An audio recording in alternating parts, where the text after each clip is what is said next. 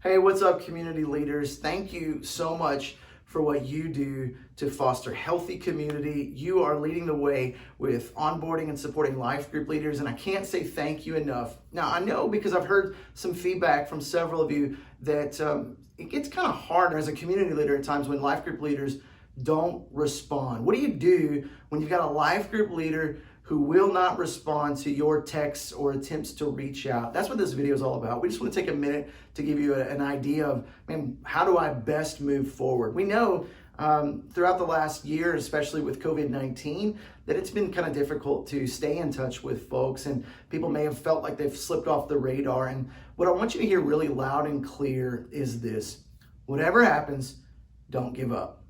Because there's always somebody who's going through something. And we know and believe that our life group leaders were called into this role to lead for a specific season, for a specific purpose, for a specific idea or ministry that God had placed on their heart. And we want to be those folks who encourage them and support them to do that. Now, does life happen and things get in the way and maybe take people out of the game? Yeah, we know that. And there's complete understanding for that.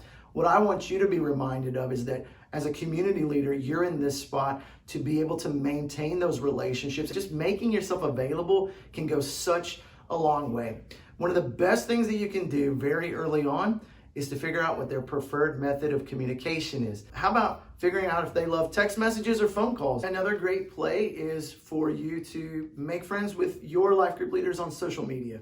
Follow them on Instagram or on Facebook. And really, at the end of the day, it's up to you guys. Between a community leader and a life group leader, we want you to find out what works best for you.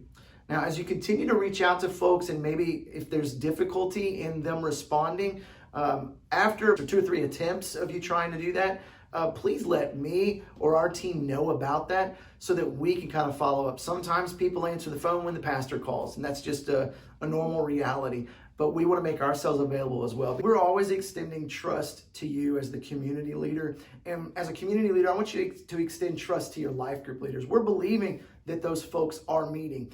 And when you don't have the response when you're texting or calling out, it feels like that trust is kind of like in question, right? Like, is that group actually meeting? And that's why it's so valuable for us to be persistent in our follow-up so that we're able to connect, to confirm that the groups that we say are meeting are actually meeting. We see you and we hear your feedback that that's happening. And 2, don't give up. Don't give up.